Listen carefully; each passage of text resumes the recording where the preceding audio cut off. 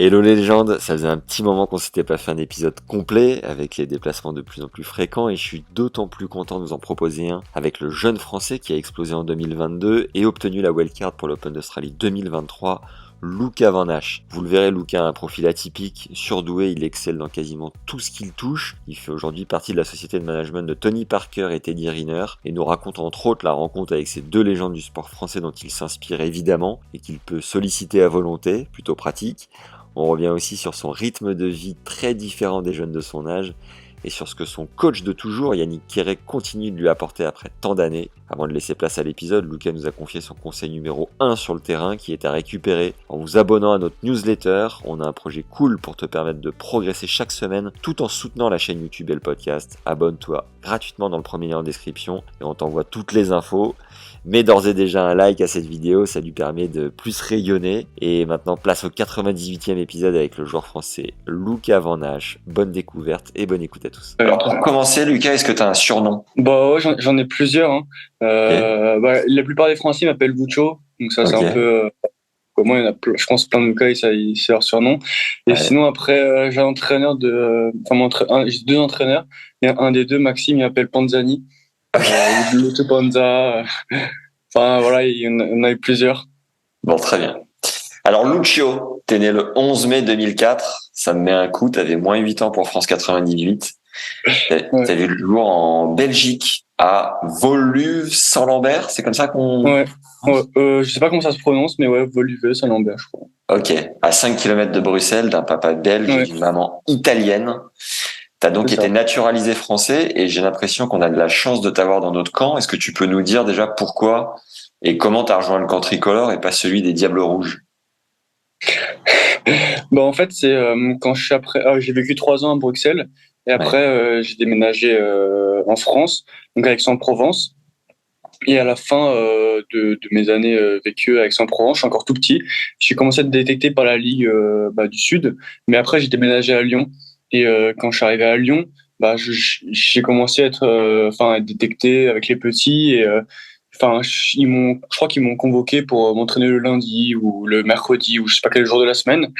Et en fait, je crois qu'ils se sont rendus compte à un moment que j'étais pas du tout français, enfin que j'étais pas français en fait. Et donc ils ont appelé ma mère et ils ont dit mais en fait il est pas français Lucas, etc. Donc ma mère a dit bah non il est pas français. Et en fait vu que la Ligue de Lyon c'est la fédération française, donc forcément il faut qu'ils entraînent des Français. Et donc ils ont dit bah là c'est un peu compliqué et tout. Et donc du coup pour que je puisse m'entraîner avec la Ligue et pour faire des tournois avec la Ligue, c'est pas encore les championnats de France, mais c'était des tournois avec les autres petits Français. Fallait que je sois français. Donc du coup, ma mère, elle est devenue française parce que ça faisait quand même pas mal d'années qu'on habitait en France. Donc c'est comme ça que je suis devenu français. Mais après moi, vu que j'ai vécu que 3 ans en Belgique et que maintenant ça fait depuis que j'ai 3 ans que je vis en France, moi je me sens complètement français. Hein. Ouais. Et du coup, ta maman est italienne, elle t'a élevé en italien ou en français? Non, en italien. À la maison, on parle que italien depuis que je suis né. Très bon, ça. Et ton papa est d'où en Belgique? Il est de Anvers. Ouais. Il est de Anvers et voilà, lui il parlait flamand, enfin flamand et français. Et après, il a appris l'italien avec ma mère et du coup à la maison on parle italien. Énorme. Ah, vous parlez en italien avec ton papa?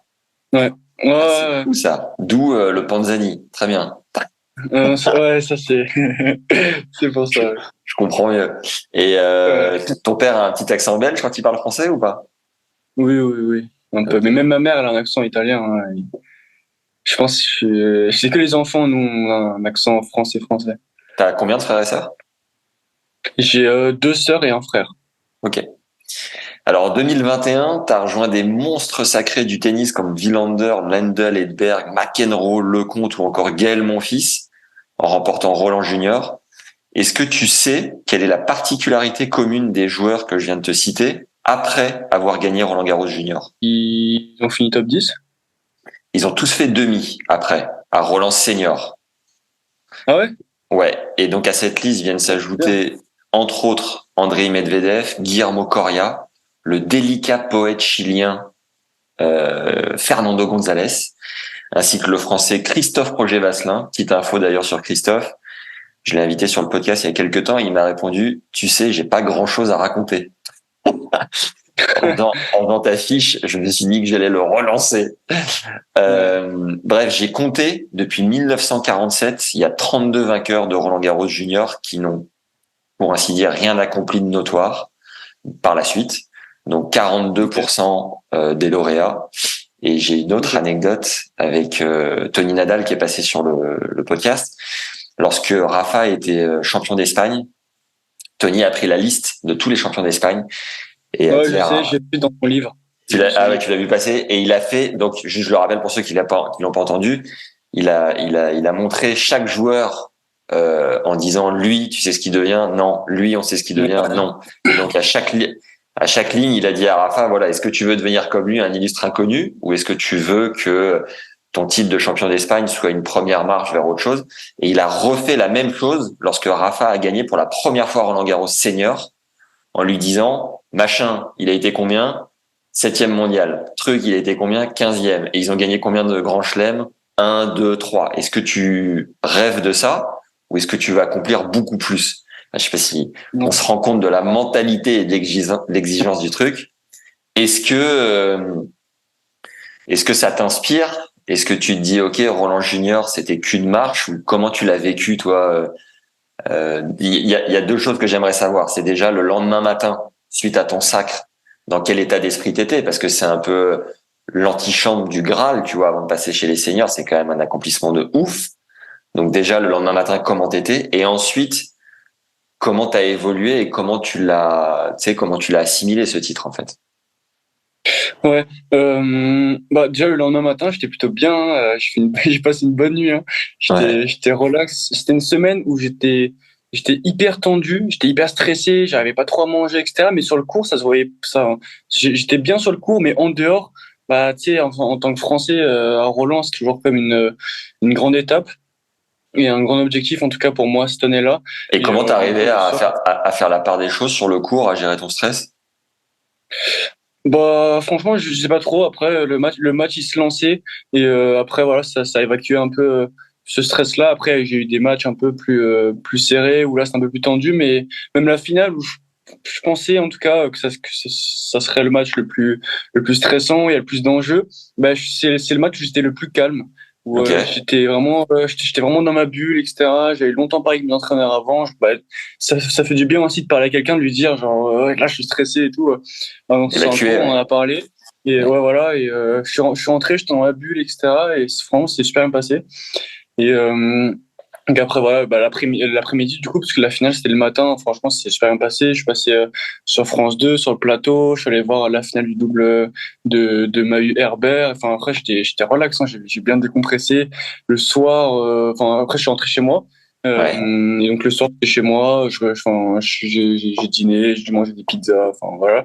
Et après, le lendemain, bah, après, j'étais au repos, donc j'ai dormi, je me suis reposé. J'étais allé à Roland, j'étais invité du coup à Roland pour voir la finale Djokovic Tsitsipas. Donc, Ouais. j'allais voir cette finale. Donc, ouais, les jours d'après, j'étais au repos. Donc, j'étais plutôt relax. Plutôt Et chill. Et alors sinon, juste le passage sur France Télé, au niveau de la notoriété, ça t'a apporté un gros coup de visibilité sur les réseaux sociaux ou sans plus?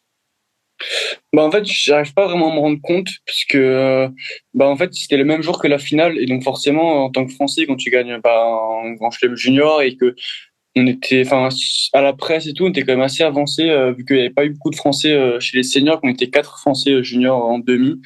Donc, on parlait quand même beaucoup de nous. Donc là, ça nous avait quand même boosté. Et Ouais. vu qu'après c'était la même journée, on passait sur France 2 que la finale. Je sais pas trop si ça a joué beaucoup, mais en tout cas, c'est sûr que ça a mis la lumière en tout cas sur moi et sur nous, les autres Français. Et donc t'as pas fait la teuf plus que ça le soir même, tu t'es pas dit bon allez YOLO, genre là Non, non, bah moi je suis pas trop comme ça. Je suis ok. plutôt voilà réservé et tout. Enfin après j'en profite et tout, mais je suis pas celui qui va sortir en boîte jusqu'à 3 heures du mat quoi. T'as pas retrouvé Kyrgios au Queen, Non, il est voilà. en drag queen. Non, voilà. Et puis après quand je l'ai digéré ce titre, bah j'ai mis un peu de temps quand même parce que forcément bah faut se l'approprier un peu, Ouais. même si voilà je savais même au fur et à mesure du tournoi que si j'arrivais au bout, ou tout ce que je faisais en tout cas, c'était qu'une étape dans ma carrière, ça allait beaucoup m'apporter, beaucoup d'expérience, et que voilà, c'était l'accomplissement junior, mais que c'était juste une petite partie, forcément qui est exceptionnelle bien sûr, mais que ça allait beaucoup me servir pour la suite et que fallait surtout pas que je m'arrête sur ça. Mais forcément au début, faut que tu réalises aussi un peu quand même, parce que toi t'es vraiment dans le truc, tu joues encore quasiment que des juniors, donc forcément tu viens de gagner Roland, tu te retrouves, voilà, je pense que juste après Roland, je vais être numéro 2 mondial junior, donc Non. forcément ça change un peu. Ou avant junior, je devais être 20e et je me retrouve deux. Et puis après, j'ai joué Wimbledon après. Je me trouve quand même voilà, je me retrouve quand même assez favori. Alors que, enfin voilà, c'était la première fois sur gazon, mais Tu fais quoi, Wim, justement? ah oui, je perdais au premier tour. Ah ouais, la décompression Ouais, dure. là c'était, ouais, juste après Roland, je jouais super bien, mais j'ai continué les juniors juste à Wim avant d'arrêter. Et cette période-là où du coup j'avais l'impression d'être vraiment favori par rapport aux autres, alors que finalement, enfin voilà, chaque match je pouvais perdre contre n'importe qui. Tu joues que contre des super bons joueurs. Et au tout début, j'ai pas super bien géré ça, mais voilà, j'avais déjà décidé de d'arrêter les juniors après. J'ai eu la Galéa aussi avec Arthur Fils et Giovanni Mpecci, on a gagné, donc ça me fait du bien. Je suis parti en vacances après. Et, C'était où? c'était la phase qualificative, c'était à La Rochelle. Et Ouais. la phase finale, c'était à Rome. C'est Coupe Galéa, c'est la Coupe Davis Les pour les jeunes, U18, hein. Ouais. ouais, voilà, c'est match par équipe, équipe de France, Yes. en jeune, ouais. Et Et vous avez après, je gagné suis en donc. vacances. Ouais, on a gagné. Bah, j'ai gagné l'année dernière et cette année aussi. Énorme. Donc, Solide, le gars. ouais. Ouais. Et Wim, Et c'était voilà, ton premier tournoi sur gazon? bah, la semaine d'avant, j'avais fait un tournoi la semaine d'avant. T'avais fait quoi? Ouais, j'avais fait quart de finale. D'accord. C'est quoi le truc Et, le plus ouf que t'aies vécu suite à ton titre de Roland Junior? Parce que on retient tout le temps le vainqueur, c'est le vainqueur qui est dans la lumière.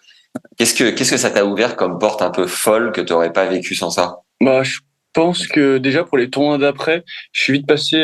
J'ai eu pas mal de wildcards sur les challengers et je pense que j'aurais pas eu ce résultat-là à Roland, ça n'aurait sûrement pas été possible. Ou en tout cas pas, en tout cas à cette période-là.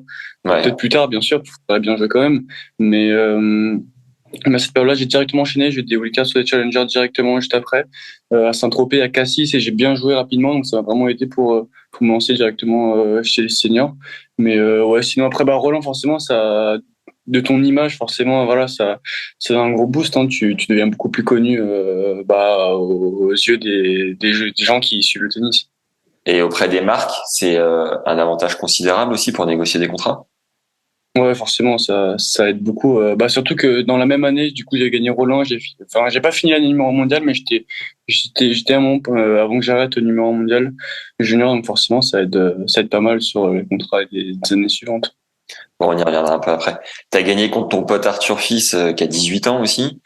Ouais. Lui, il est actuellement 250e. Derrière, il y a Gabriel Debru, un an plus jeune, de 2005, qui a remporté le tournoi en 2022, qui est actuellement aux alentours de la 600e place mondiale. Vous êtes potes tous ensemble. Il y a aussi Sean Quenin, je sais pas comment on le prononce. Ouais, ouais, Euh, ouais. Quenin. Vous êtes Ouais. tous plus ou moins potes ou chacun fait sa tambouille dans son coin? Comment Non, vous non, ouais, faites? on s'entend super bien. C'est vrai que Sean, ça fait quelques temps que je l'ai pas beaucoup vu, parce qu'on n'a pas fait les mêmes tournois, Il mais est avec Arthur, 560, il là, je était. voyais de 2004 Ouais. aussi. Bah, il a été blessé pas mal de temps, mais là, voilà, il reprend, donc l'année prochaine, je le verrai sûrement. Mais ouais, avec Arthur et Gabriel, on se sent super bien. On a gagné d'ailleurs cette année la Galéa ensemble. On a passé des super bons moments. Et puis même après au CNE, moi, je m'entraîne souvent au CNE, je m'entraîne souvent avec eux. Donc ouais, franchement, on s'entend super bien et forcément, on espère un jour être tous au super haut niveau. Et Debru, il t'a demandé quelques conseils pour la finale ou pas? Non, non, non. Non? Franchement, non, on fait chacun notre truc. Je sais même pas si je lui ai envoyé un message avant sa finale. Je lui ai envoyé un message après son tournoi, mais enfin, forcément, comme tout le monde, je pense. Ouais. Mais après, voilà, chaque joueur le gère différemment. Ouais, Gabriel, je le connaissais déjà. Enfin, je le croisais déjà avant Roland et je savais déjà qu'il pouvait très bien jouer là-bas. On avait du mal à trouver la suite des Tsonga, Gasquet, Simon et consorts. Vous avez l'air d'être un solide crew de Français. Qu'est-ce que t'en penses? Est-ce qu'il y a trop d'attentes sur vous? Est-ce que tu sens bien votre crue? Comment tu vois les choses? Non, franchement, je pense qu'on a vraiment une bonne génération, mais pas que les 2004, et enfin pas que moi, Arthur et Gabriel, on est plusieurs, les 2003, les 2002, 2000, voilà, on parle souvent de Gaston et tout, il est encore jeune.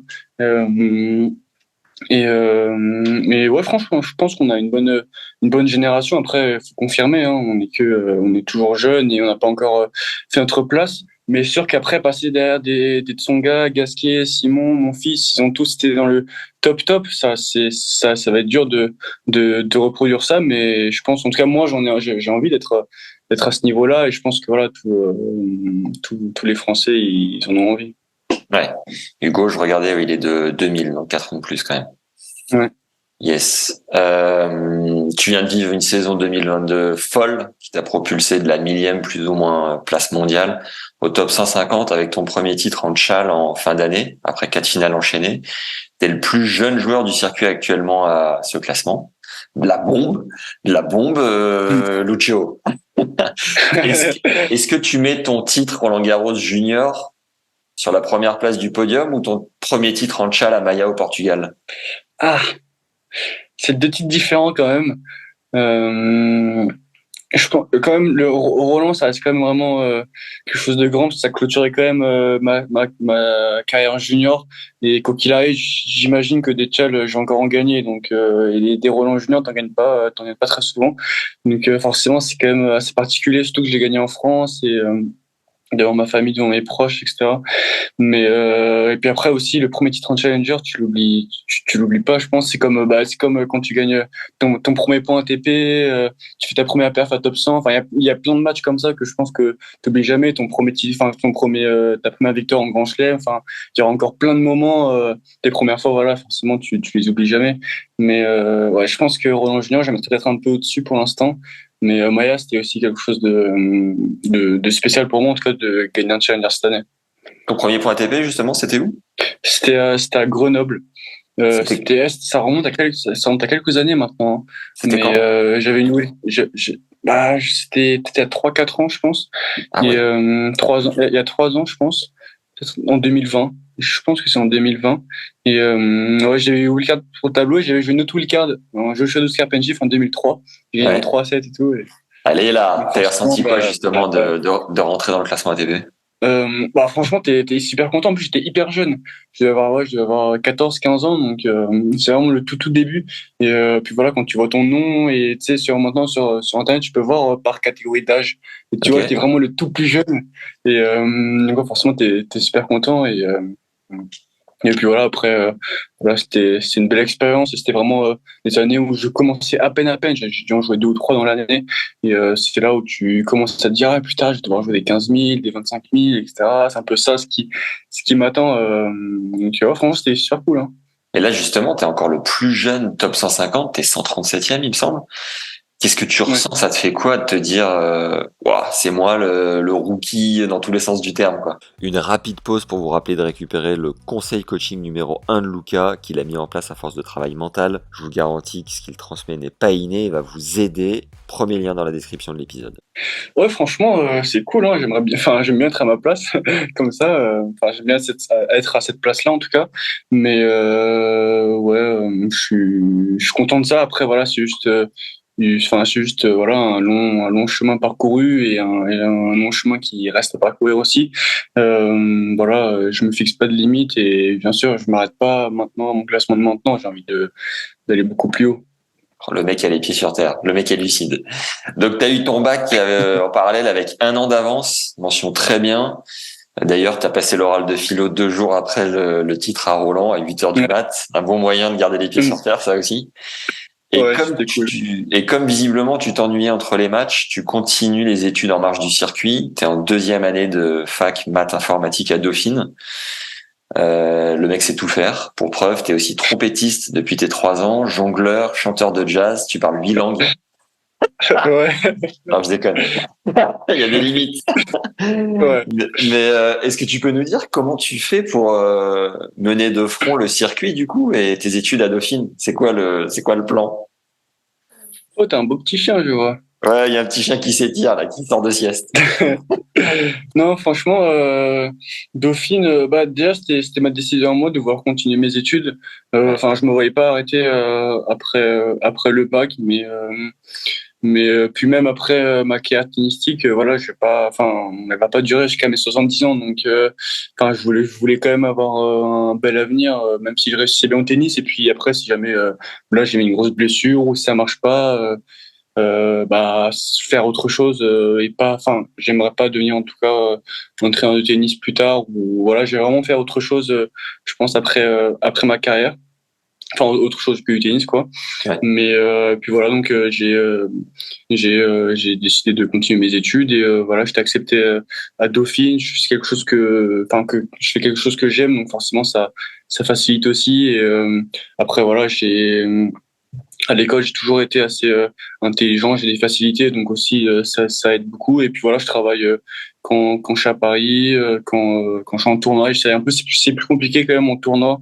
La motivation, bah, les jours de match, c'est un peu compliqué, la motivation et tout.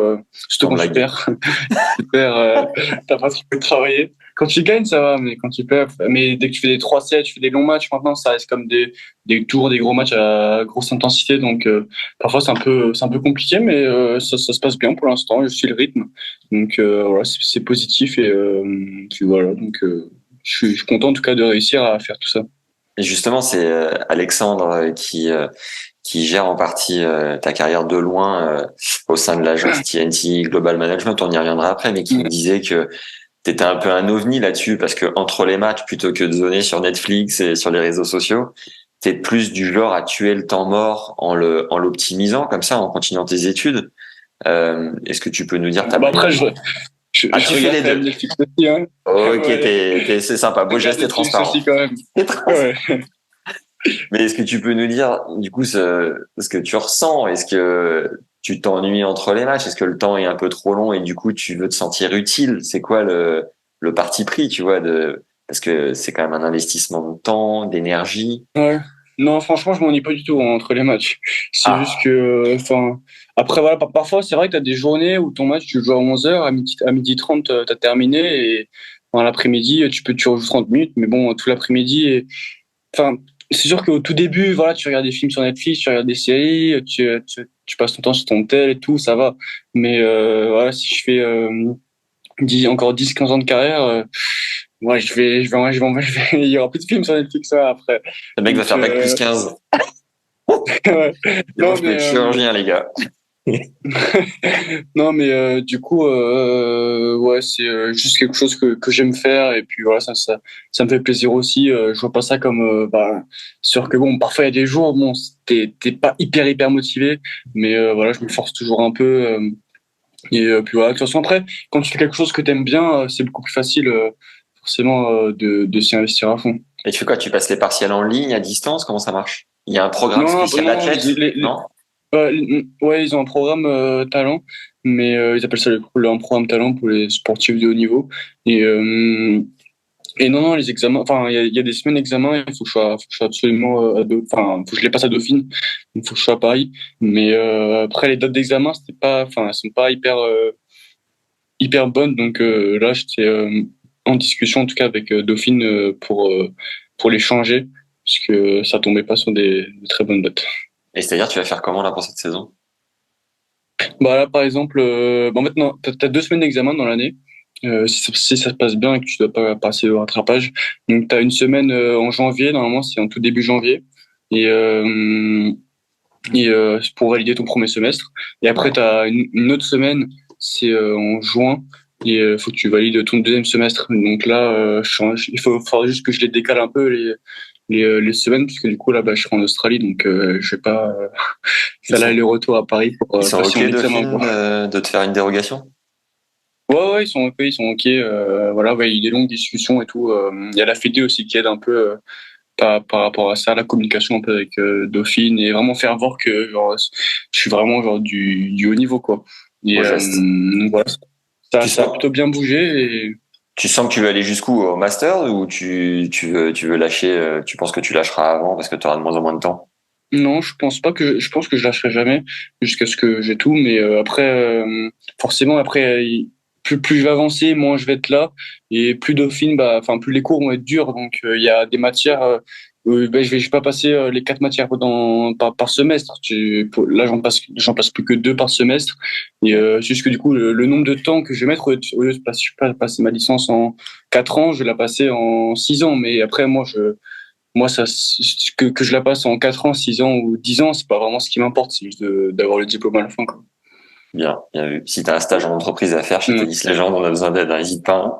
Avec N'hésite plaisir. pas à postuler. Bon, on va revenir un peu à la source du projet. Quel est ton premier souvenir de tennis? Tu te souviens ce que c'est? Mon premier souvenir de tennis, moi, je me rappelle un truc qui m'a marqué un peu, c'est quand j'étais tout petit, j'avais j'avais trop peur de jouer contre. Enfin, quand j'ai perdu contre des joueurs, je voulais surtout pas les rejouer. Ils me faisaient trop peur. Ou si je jouais un grand un peu costaud, j'avais trop peur parce qu'il frappait fort. Et moi, quand j'étais petit, j'étais un tout petit, j'étais vraiment tout petit. Et moi, je me rappelle encore, mais je sais pas pourquoi, c'est mon premier souvenir qui me vient. C'est Parce quand que j'étais là, à ce quand j'étais avec moment-là, tu fais déjà de la compète. Donc, ouais, un peu. avant même de prendre une raquette et tout, enfin, le tout début, il y a eu un élément Mm. déclencheur? Non, après, j'ai commencé à jouer vers 3-4 ans, donc je me rappelle plus très bien. Mais Ouais. ouais, quand j'étais à Aix-en-Provence, vers la fin, je faisais un peu des tournois. Je faisais des tournois avec le comité, tu sais, ils font des rassemblements, ils font lui contre lui, enfin, tu sais, tu fais des petits matchs et tout. Et moi, je prenais ça grave au sérieux. Donc, je faisais plein de tournois et tout. Et donc, j'ai des souvenirs un peu de quand je jouais, mais surtout, il y a un souvenir qui m'a marqué. C'est quand, à Aix-en-Provence, je faisais un tournoi comme ça et je devais jouer contre un joueur qui m'avait battu, il y a quelques semaines. C'était un grand, un costaud et tout. Je voulais surtout pas le rejouer.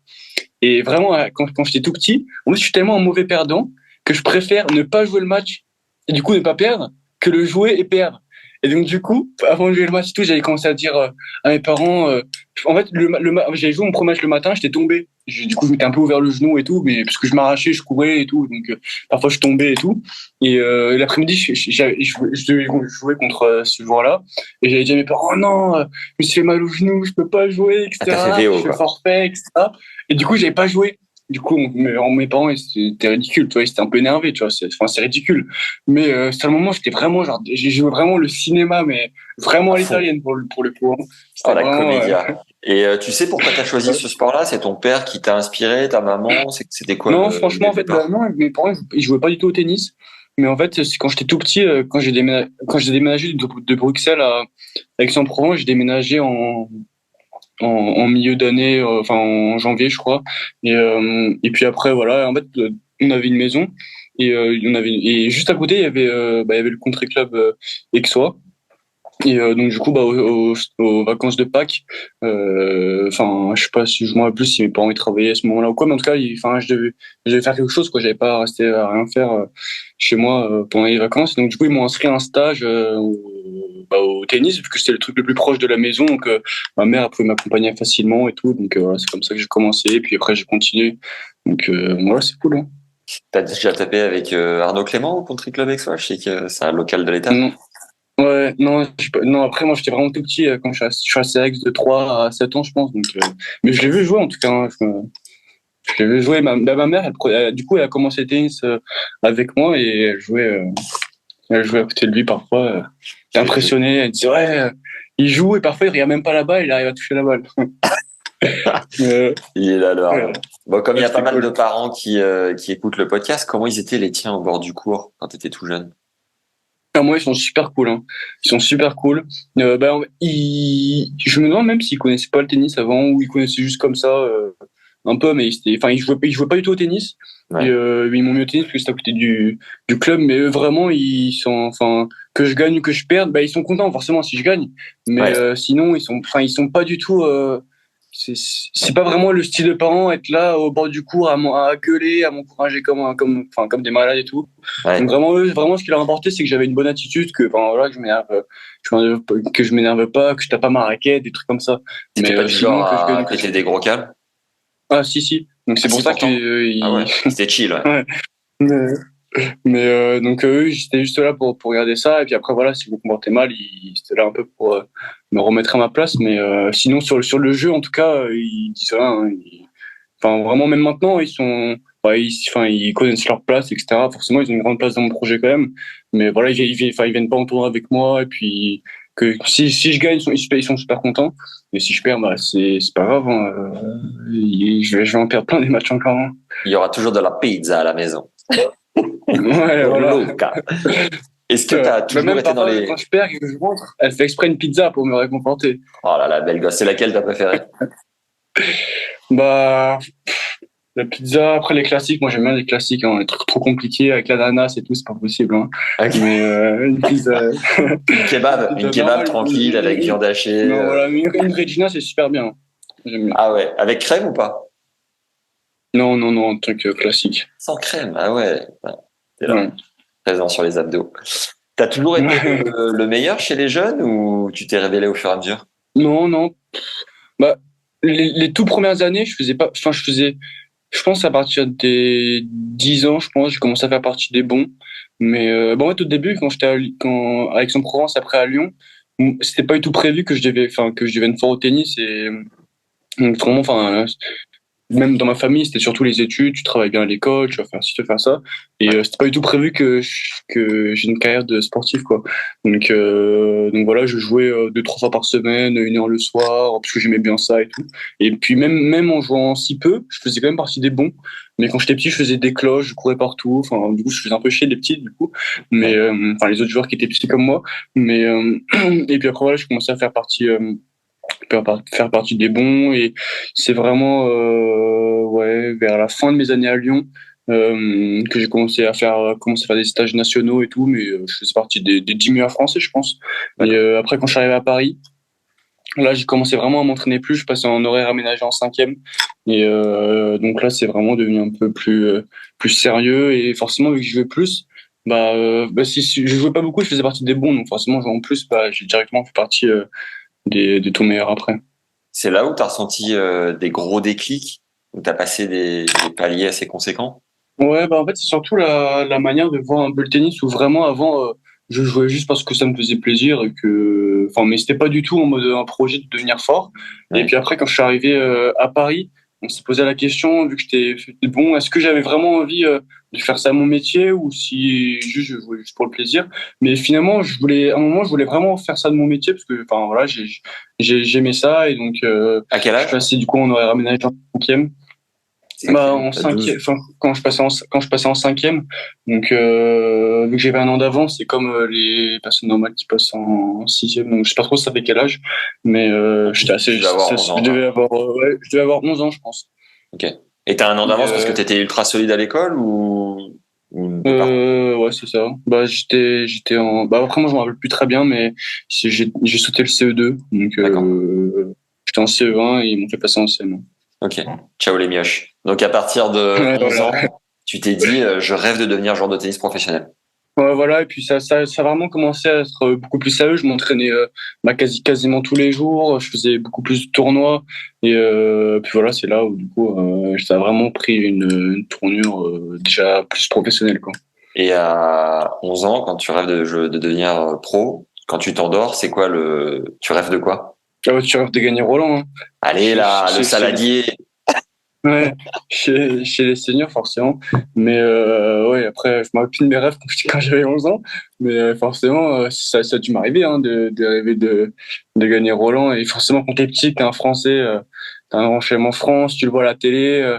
C'était le seul grand chelem que je pouvais voir à la télé. T'es là, t'allumes France 2 et tout, tu regardes les matchs. Donc forcément, quand t'es petit, ça te fait rêver. Ouais. En conf de presse, après ton sacre à Roland en 2021, tu dis, je suis quelqu'un de très fort physiquement, je peux jouer très longtemps, je suis plutôt un contreur, je travaille sur mes coups vers l'avant, je suis capable de jouer sans faire beaucoup de fautes, je suis capable de renvoyer des deux côtés, mentalement, je joue tous les points à fond, je lâche rien, j'ai vraiment cette envie de gagner chaque point. Est-ce que ton style de jeu a évolué depuis? T'en es où? Là, je me rends compte que j'avais bien parlé hein, durant ma Ah conférence de ouais, presse. ouais. Tu t'exprimes bien, je confirme. Ouais. Non, mais ouais, mon style de jeu, la base, elle reste la même. Euh, et après, ouais, la base voilà, de savoir, je suis vraiment un très bon contreur, donc cette base reste la même. Après, voilà, faut pas que je fasse que ça non plus.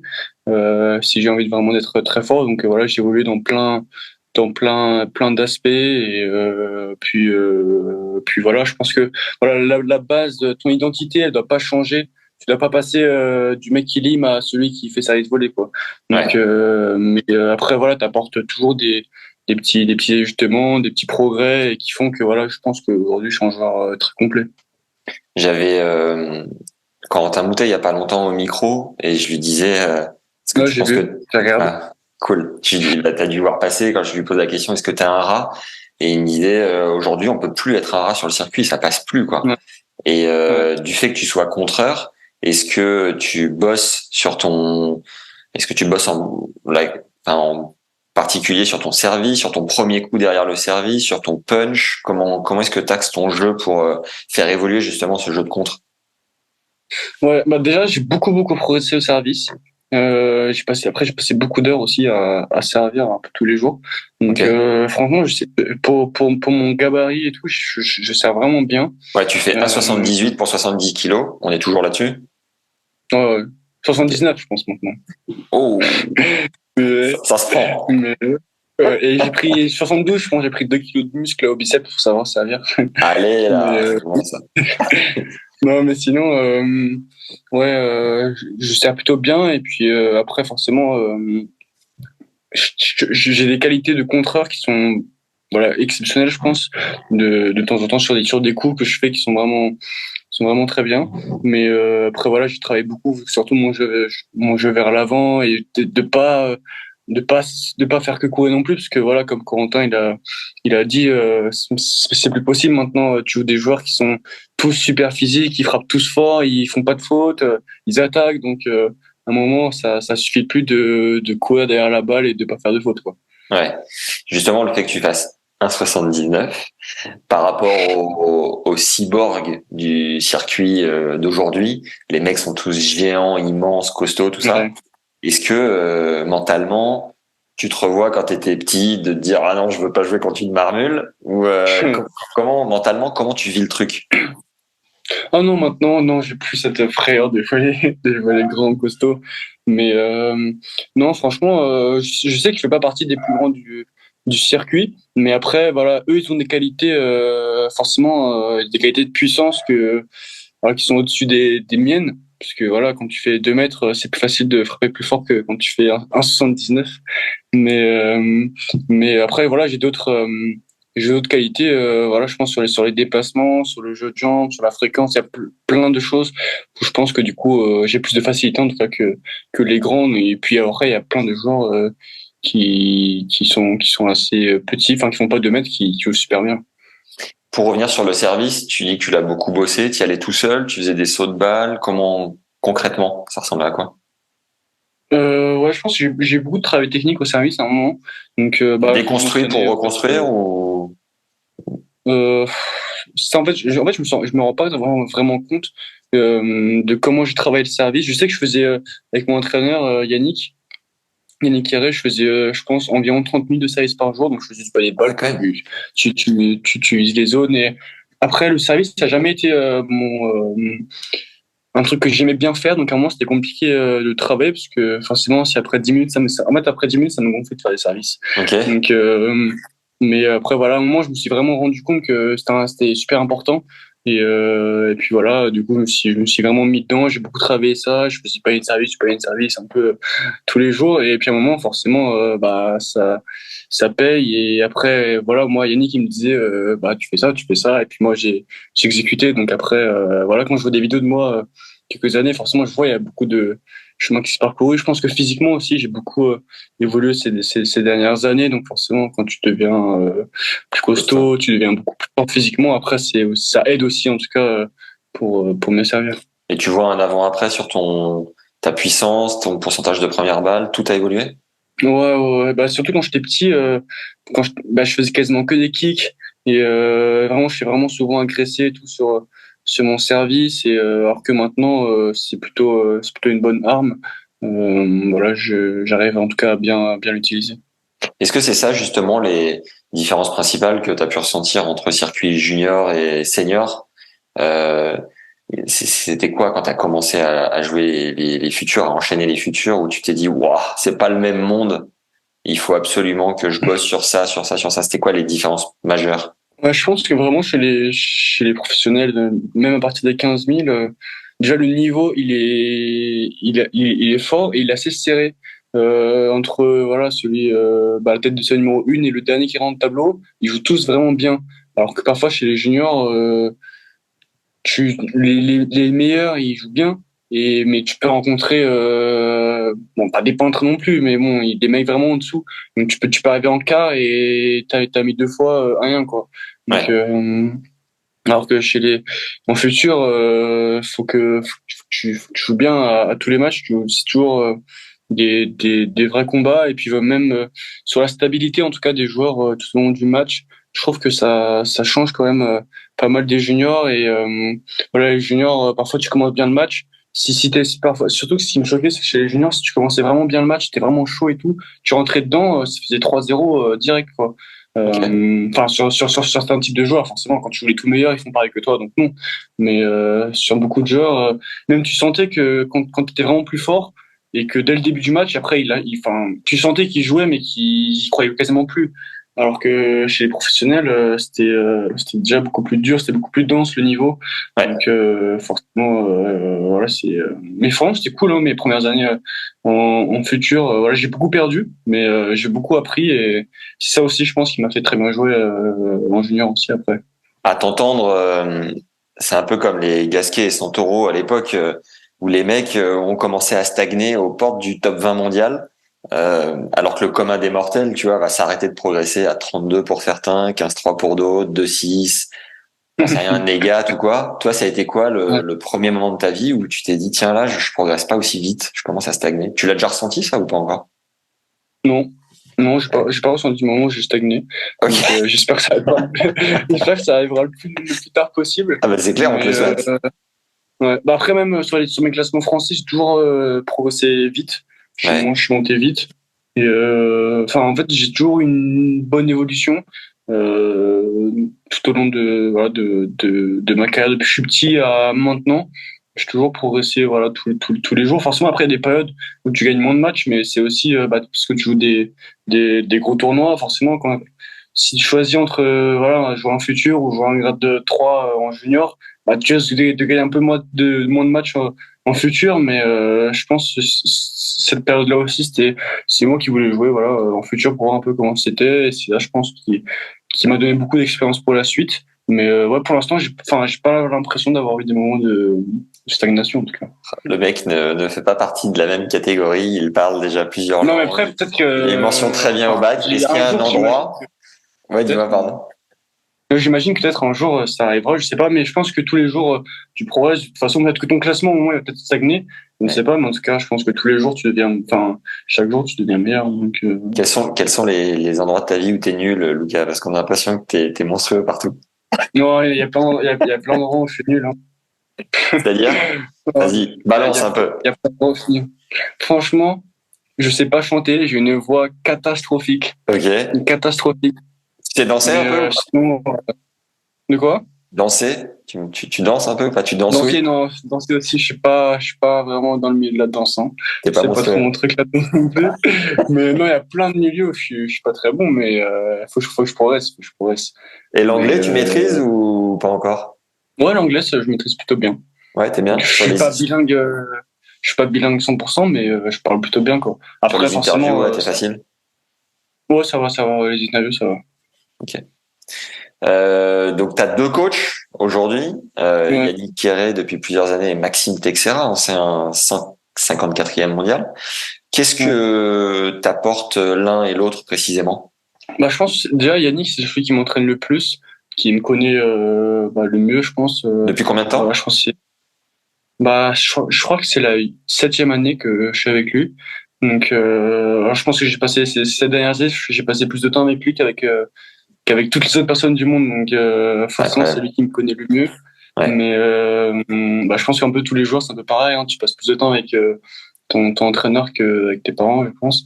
Mais ouais, il m'apporte beaucoup. Bah Yannick, il est beaucoup. C'est deux personnalités différentes, mais qui se complètent vraiment bien. Yannick, il est beaucoup plus posé, beaucoup plus réfléchi, il est beaucoup plus mature. Après, il est plus âgé aussi que Maxime, donc Quel âge a c'est Yannick? normal. Yannick, il a 50, 59, je Ok. crois. Ouais. Si je dis pas de bêtises. Et Maxime, il a 33. Ouais. Donc, non, franchement, Maxime, il est beaucoup plus jeune, donc il a beaucoup plus d'énergie, il est un peu plus foufou. Donc voilà, je pense que les deux ils se complètent bien. Il y a le sage un peu d'un côté et un peu le fou qui apporte beaucoup d'énergie de l'autre. Donc franchement, c'est cool et ça se passe super bien en tout cas avec eux. Donc j'ai hâte de voir un peu comment ça va se passer ces prochaines années aussi. Maxime était réputé pour être un très bon stratège, je crois. Il sent vraiment bien le tennis.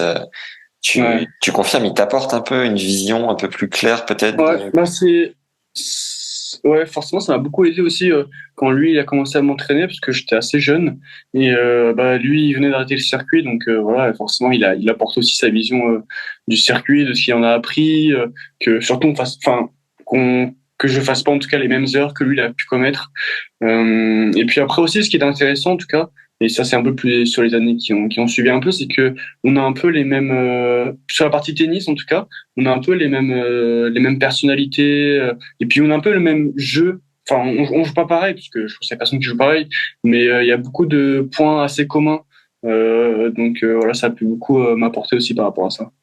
Et donc Yannick, vous avez commencé, tu devais avoir 12 ans a priori, ou même 11 ans. En fait, quand je suis arrivé à Paris, donc Ouais.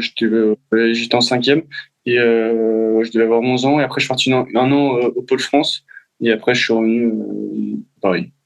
Et vous avez développé une relation de pote aussi, ou comment tu juges? Parce que passer autant de temps avec un gars qui a quand même une grosse différence d'âge avec toi, tout ça, est-ce que vous entendez méga bien en dehors du cours? Comment est-ce que vous vivez sur le circuit toute l'année et en dehors du circuit aussi?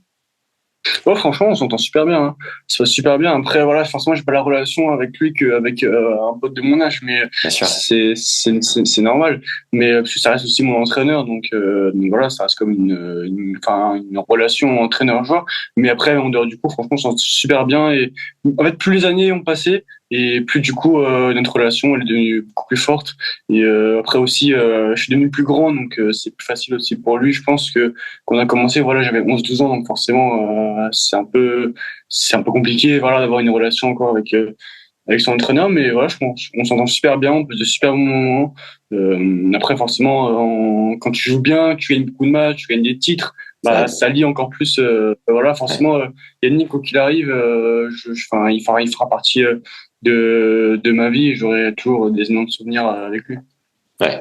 Énorme. Où est-ce qu'il est le meilleur, tu trouves, Yannick? Il est vraiment, euh, il est vraiment assez fin et assez clair dans ce qu'il explique et voilà dans ce qui m'apporte en tout cas. Il est vraiment très précis et ça j'aime bien. Et puis même après il est assez posé, il est positif. Donc ça franchement c'est ce qui est je pense un des trucs les plus importants chez c'est un entraîneur qui soit positif, qui soit là, qui t'encourage et qui voilà, qui soit là vraiment à te dire ouais, c'est super et tout, et qui soit pas là en mode de toi si tu fais 10 coups droits, t'en réussis 9 et t'en loupes un, il va pas être là à te dire ouais, le dernier coup droit, fais gaffe, tu baisses les jambes. Il va te dire super, tu vois, t'en as réussi 9 et juste bah, fais gaffe au dernier ou je sais pas quoi. Mais en tout cas, il est vraiment positif et il est assez précis sur des détails, je pense que d'autres entraîneurs peut-être ne voient pas et c'est ça aussi qui m'apporte beaucoup. Et Max? Et Max aussi, bah après Max il l'apprend, hein, c'est le début de sa carrière d'entraîneur, mais voilà Yannick il explique plein de trucs et tout. Ça fait plaisir de voir un peu quand Max il est là, il réfléchit, je comprends pas comment Yannick il fait pour voir ça, donc il lui demande etc. Mais ouais après Max surtout il apporte beaucoup aussi sa vision un peu du circuit, de comment lui il l'a vécu et de comment voilà moi je pourrais le vivre et je peux lui en parler. Puis forcément quand tu joues après circuit, tu peux aussi bah tu ressens des choses forcément Ouais. différentes quand t'es entraîneur. Tu t'entraînes où maintenant? Avec bah ouais, je m'entraîne avec le comité de Paris.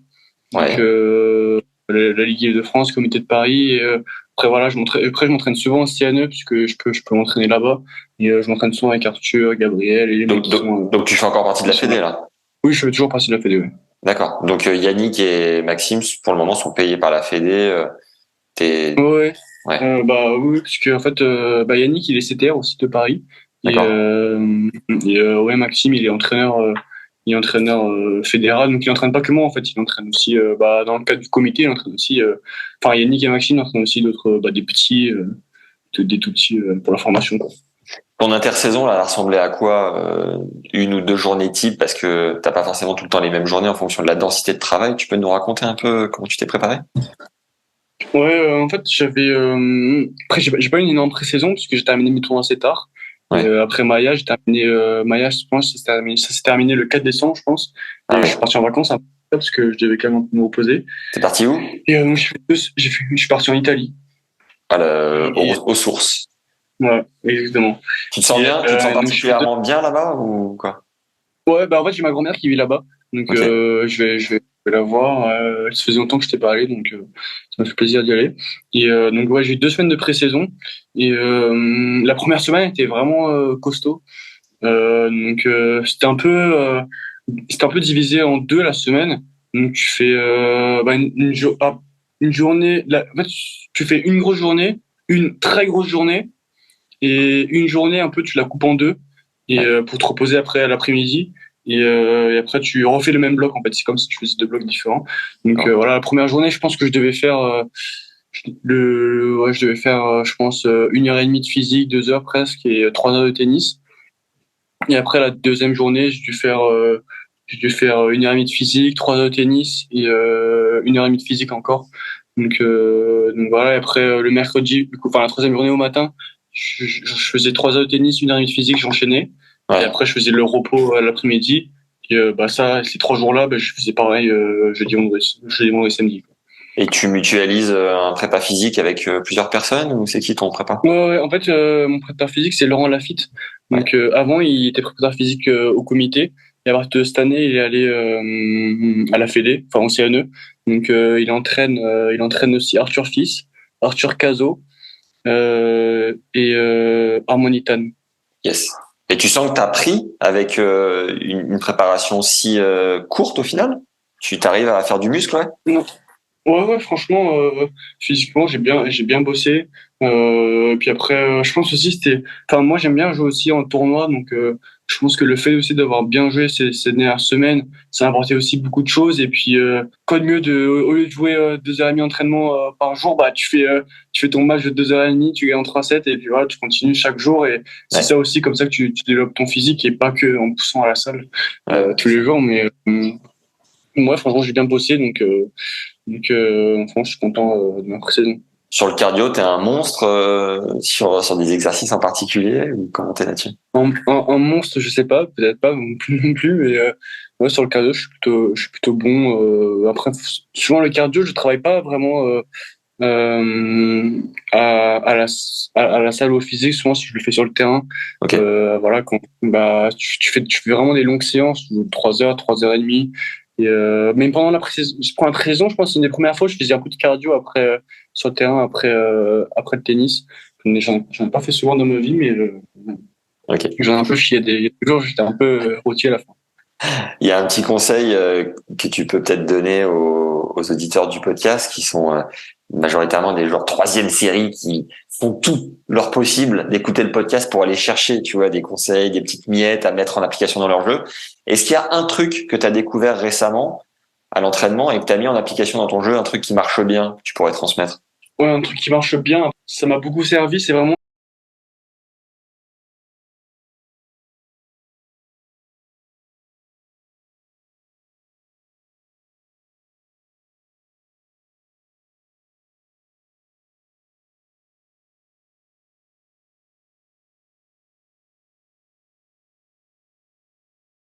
Et tu bosses avec un prépa mental pour réussir à avoir ce recul ou pas encore? ouais, ouais, forcément, forcément. Tout seul, je Ouais. pense, parfois, ça peut être un peu compliqué.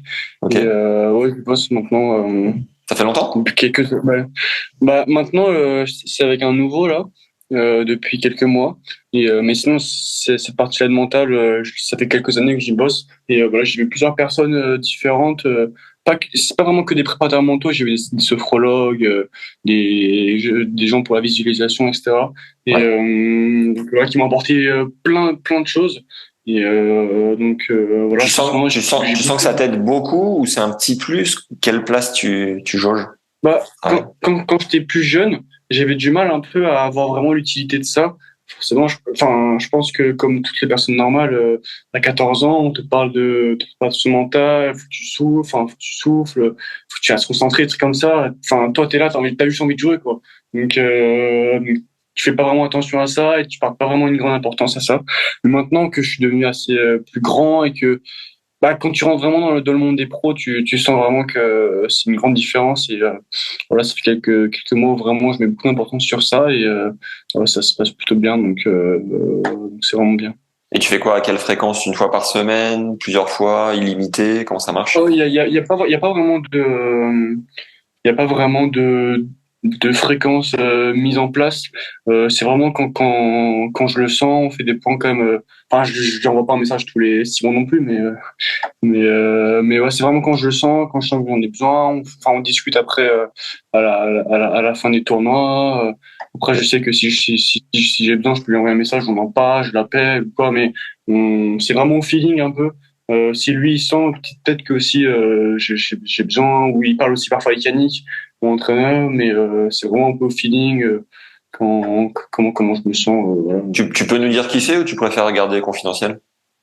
Non, il s'appelle Makis. Son Ah, nom de famille, ah oui, qui était à la Fédé, ouais, pendant un moment. Ouais. ouais, je sais pas quoi, son nom de famille, je sais pas du tout ce que c'est, mais Yes. il s'appelle Makis. On doit faire un épisode avec Maki, justement. Pareil, je vais le relancer avec Christophe.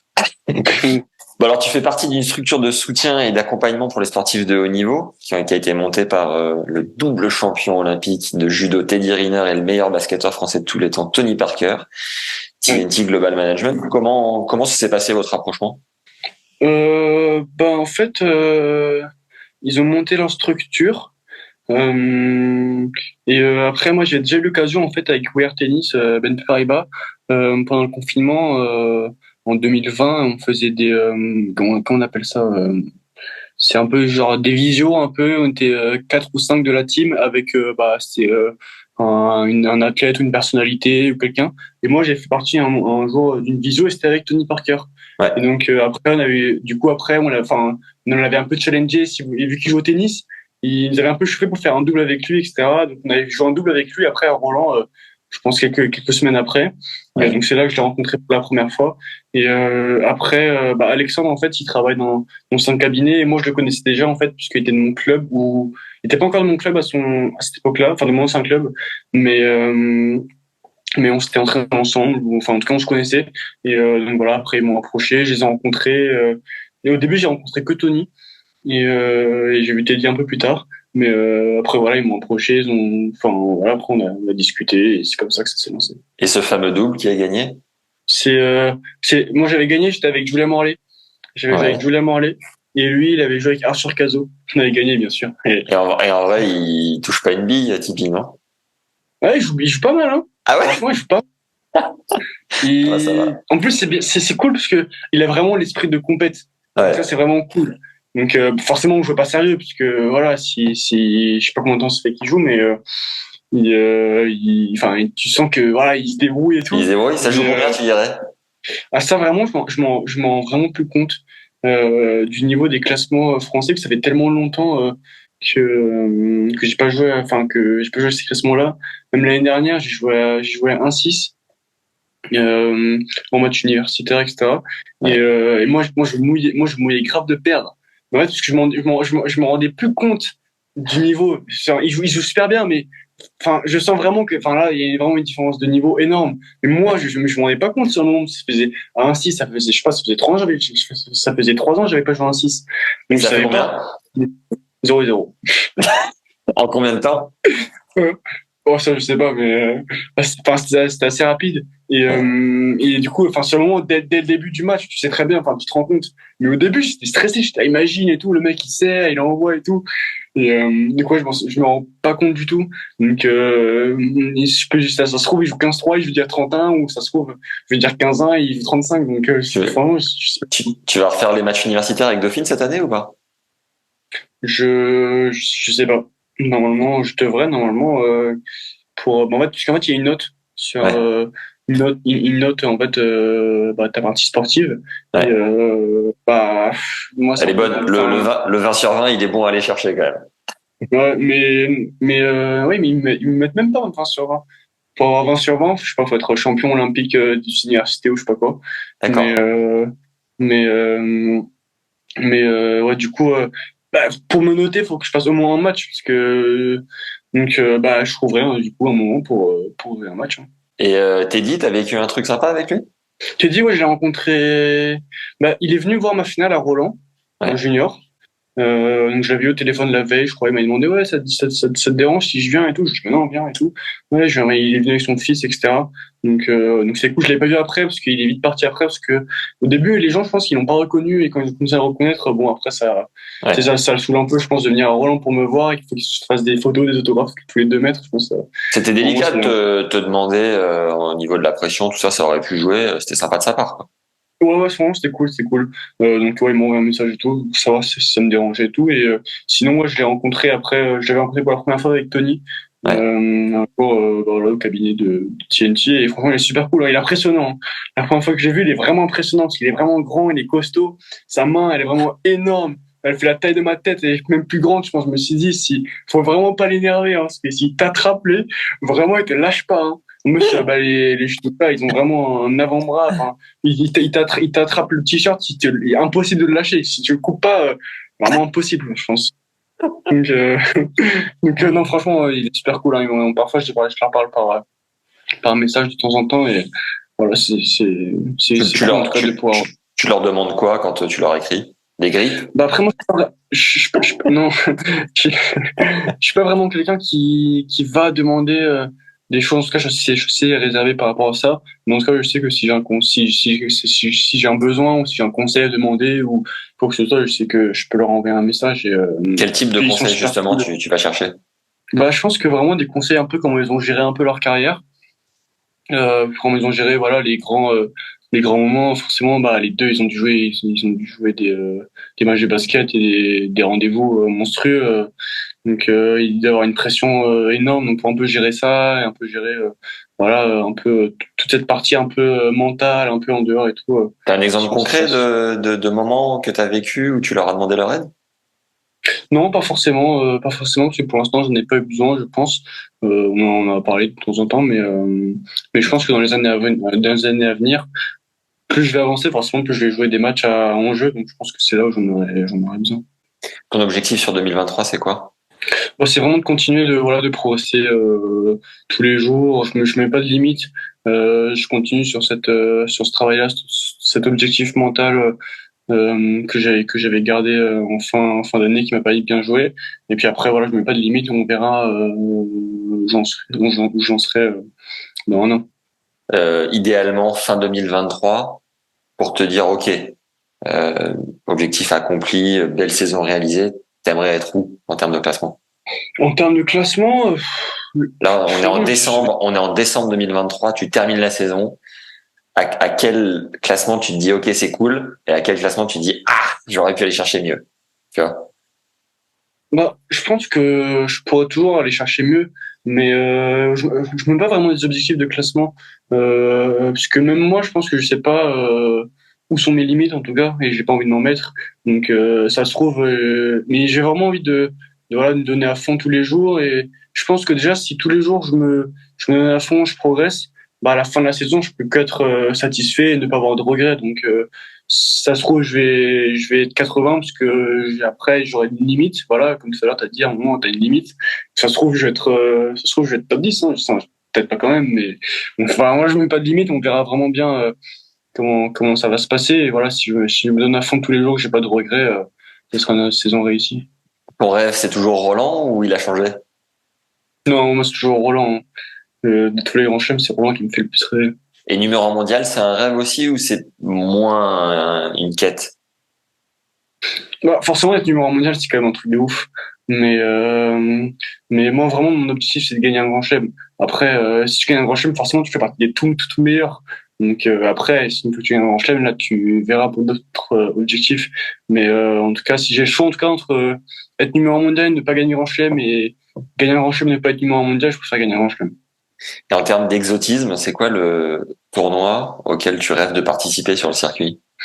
Bah moi, je voulais vraiment participer, enfin, je voulais vraiment venir en Australie. J'avais pas eu la chance de venir pendant les juniors, parce que du coup, avec le Covid et tout, ils avaient tout annulé. Donc vraiment, l'Australie, je trouvais ça ouf de venir en Australie. Donc voilà, j'y suis depuis quelques jours. Donc c'est cool. Et sinon, comme tournoi, bah, franchement, je sais pas trop. Je pense que tous les tournois sont super bien, hein. Surtout les tournois dehors, quoi. Ouais. En dehors, à l'extérieur, il fait chaud, tu bronzes. Tu Amérique du rentres chez Sud, ça te toi. fait, ça te fait kiffer? Ouais, je suis jamais allé en Amérique du Sud et ça me fait kiffer, hein. Aller sur Terre et tout.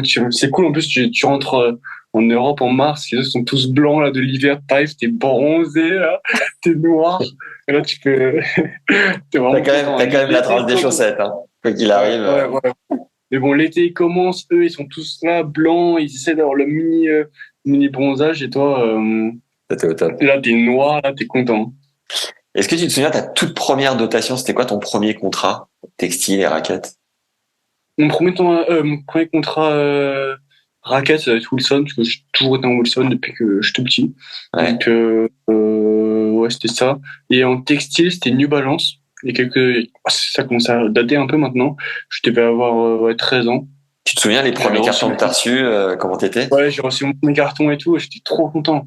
J'étais trop content, j'ouvrais et tout, j'étais là, ouais, j'ai reçu des t-shirts, tout le sac plastique et tout, t'es là, tu le mets tous les jours et tout, c'est trop bien. T'étais comme un dingue.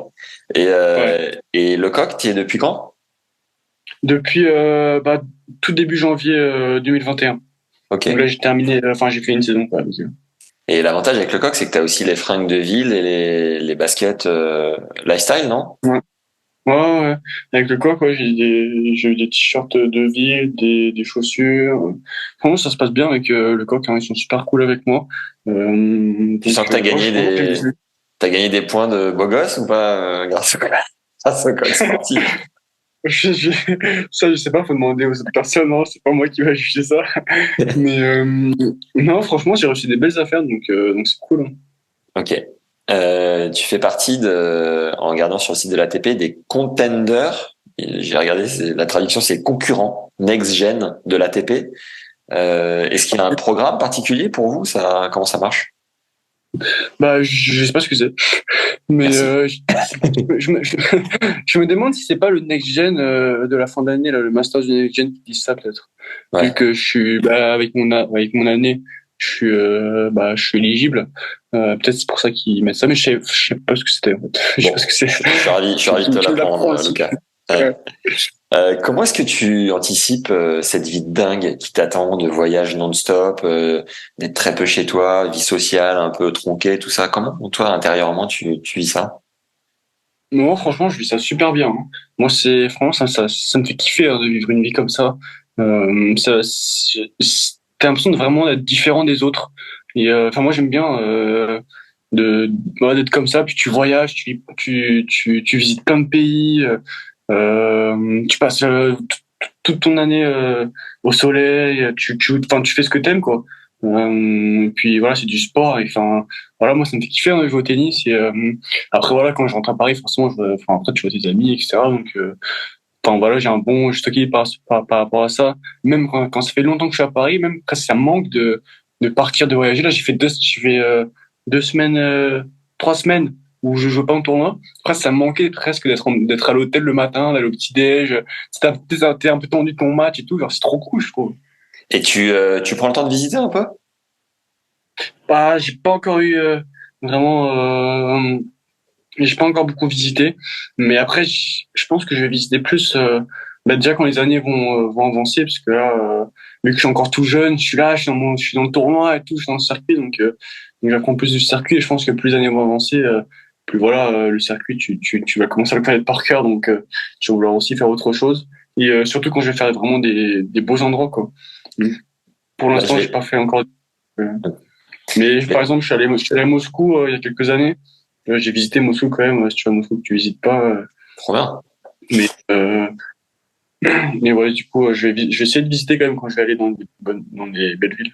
Ok. Alors, je vais te demander maximum d'honnêteté sur cette question. Comment est-ce que tu anticipes le fait de devenir quelqu'un de connu et d'éventuellement gagner beaucoup d'argent? Est-ce que parce que le tennis, voilà, c'est quand même un sport qui est bien payé où il y a un marché. Est-ce que c'est des trucs qui te motivent particulièrement?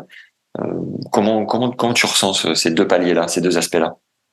Ouais, c'est sûr que moi je joue pas au tennis pour l'argent, mais après c'est sûr quand tu vois les prize money, tu te dis ah quand même quoi, c'est quand même beaucoup d'argent donc forcément tu sais ça motive encore plus même si moi forcément quand je l'ai dit je joue pas au tennis pour l'argent mais après comment je l'anticipe je pense que voilà au fur et à mesure des années si vraiment je deviens quelqu'un de connu ça va se faire enfin assez naturellement je pense après voilà, maintenant à mon niveau et je peux pas encore m'imaginer. Enfin, je sais pas du tout comment c'est la vie d'être, je sais pas si t'es top 10 ou quoi. Je sais pas du tout comment c'est par rapport à tes fans ou dans la rue ou je sais pas du tout. Donc je pense après au fur et à mesure des années, voilà, j'espère en tout cas connaître ça et ça serait quelque chose de cool à gérer. Et deux, trois gros kiffs que t'aimerais te faire si demain t'as des beaux prize money, ça serait quoi? Je pense que déjà avoir un bel appart tout seul. Ok. Tu vois, pour l'instant, j'ai encore ma famille extra. Bon, après, c'est normal parce que je suis encore hyper jeune. Mais dans quelques années, ouais, t'as un bel appart. C'est cool. Après, moi, je suis pas vraiment quelqu'un qui fait des énormes cadeaux et tout. Je sais pas trop sur le moment ce que je ferais. Mais je vais pas dépenser de l'argent non plus n'importe comment. Mais après, voilà, tu peux toujours te faire des beaux cadeaux. Enfin, en tout cas, faire plaisir voilà, à ta famille, à tes proches. Donc ça, c'est important aussi. Voiture, montre, tu kiffes ou sans plus? Ouais, j'ai reçu une montre pour mes 18 ans, mais j'ai bien aimé.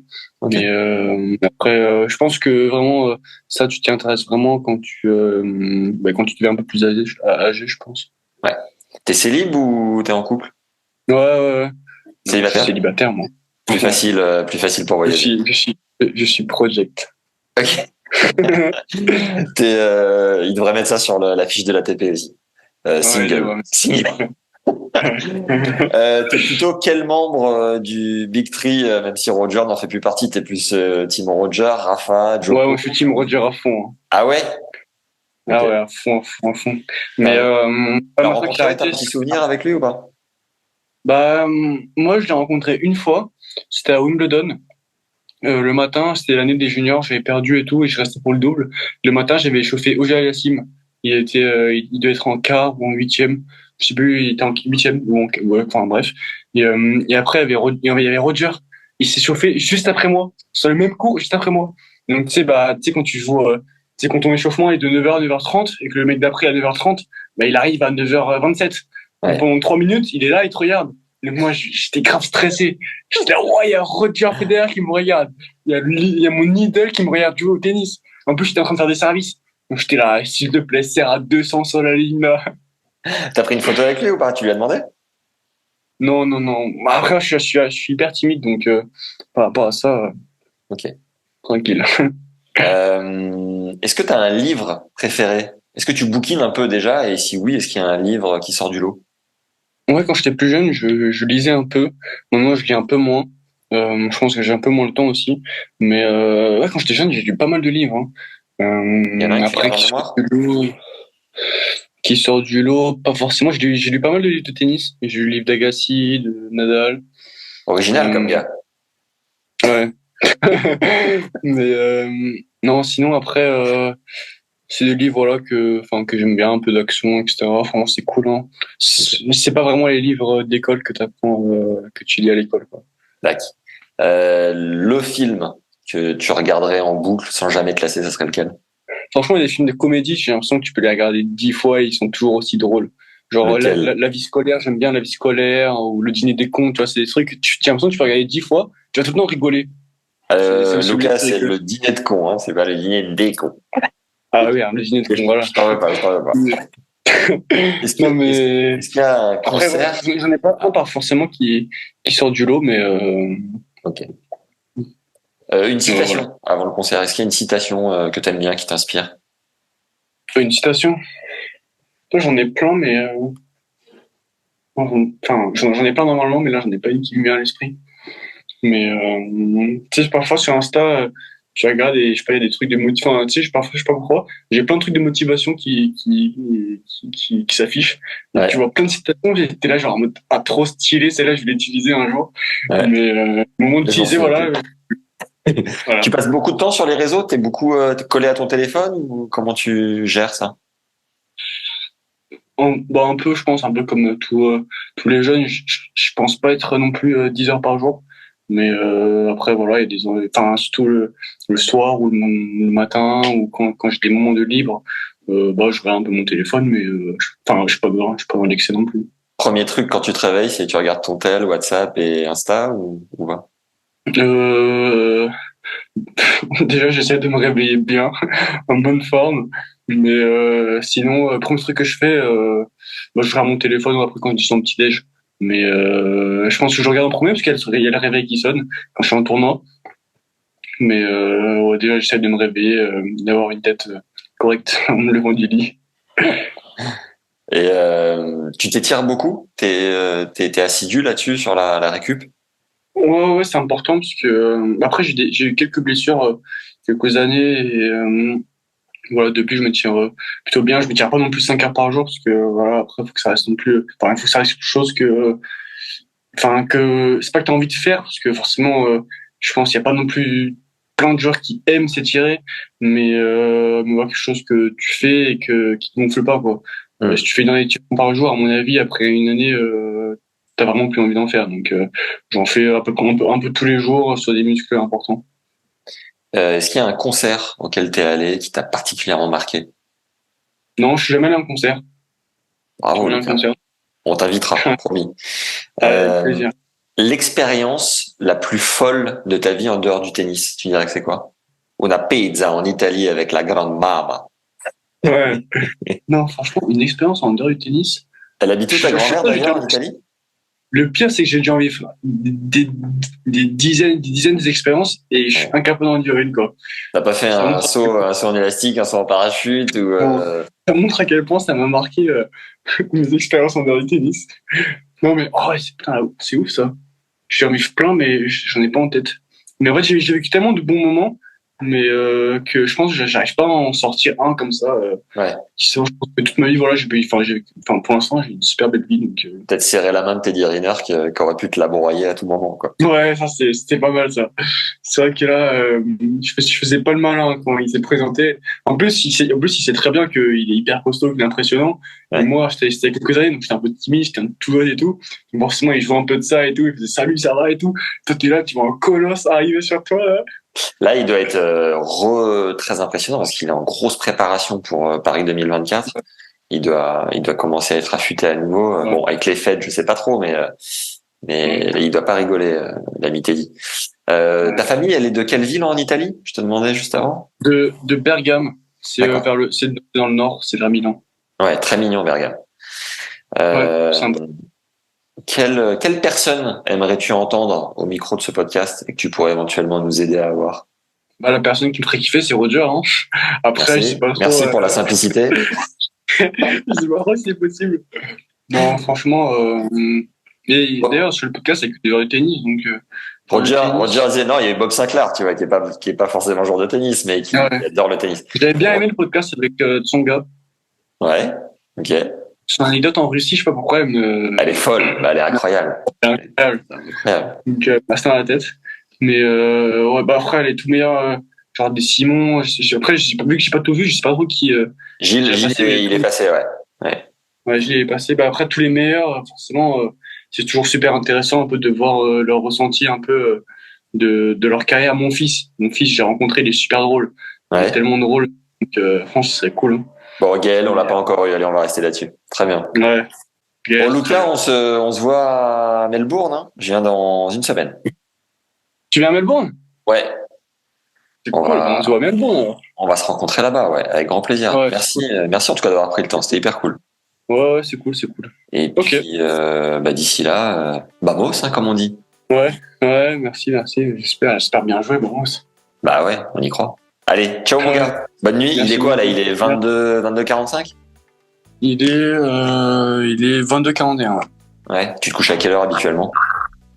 Bah là, je vais pas tarder, je pense, parce qu'en plus, surtout avec le décalage horaire, c'est un peu violent quand même. Tu fais quoi? Tu mets une série pour t'aider à dormir ou pas? Non, même pas. Je suis tellement fatigué le soir que même pas besoin. Je dors direct. En plus, c'est cool parce que vu que je suis en Australie, j'ai la United Cup à la télé tranquille. Magnifique! Bon. Ça, c'est vraiment cool. Allez, bonne nuit Lucas, à Allez, à bientôt. plus. Merci Ciao. beaucoup, à plus. Ciao. Merci d'avoir écouté l'épisode avec Lucio. Mets-nous un like et un commentaire sympa, ça nous aide à faire rayonner le travail. Tu peux suivre Lucas sur Insta et lui faire un message sympa aussi, je suis sûr que ça lui fera plaisir.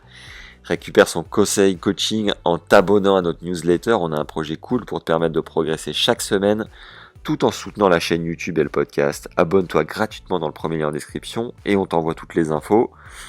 Envoie l'épisode à des potes à toi, le bouche et oreille nous aide comme jamais à continuer de faire grandir l'audience pour avoir des invités qu'on a tous envie d'écouter. Si vous avez des idées de partenariat, n'hésitez pas à me les suggérer sur LinkedIn à Max Zamora, ZAMORA, ou Insta, Max Zamora TL, ou Tennis Légende Podcast sur Insta. Bref, je réponds quasiment à tout le monde, enfin en tout cas je fais en sorte de répondre à tout le monde avec grand plaisir. Et merci à tous ceux qui envoient un petit mot sympa chaque semaine, c'est toujours adorable. Pensez à nous mettre un commentaire sympa sur Apple Podcast aussi, et 5 étoiles sur Apple Podcast et Spotify, les deux. C'est vraiment les deux plateformes références des podcasts. Et voilà, comme on est dans une société algorithmique, les étoiles et les commentaires aident considérablement. Si vous êtes sur YouTube, mettez un commentaire sur YouTube aussi, ainsi qu'un like. Je vous l'ai déjà demandé 2 fois, mais bon, un homme averti en vaut 2. Voilà, sur ces belles paroles, je vous souhaite un excellent Australian Open, les légendes. Moi, je vous embrasse de Melbourne, j'ai une chance incroyable d'être là, je vous réserve quelques vidéos sympas. Prenez soin de vous et à très vite, et bonne année à tous, évidemment 2023. À très bientôt.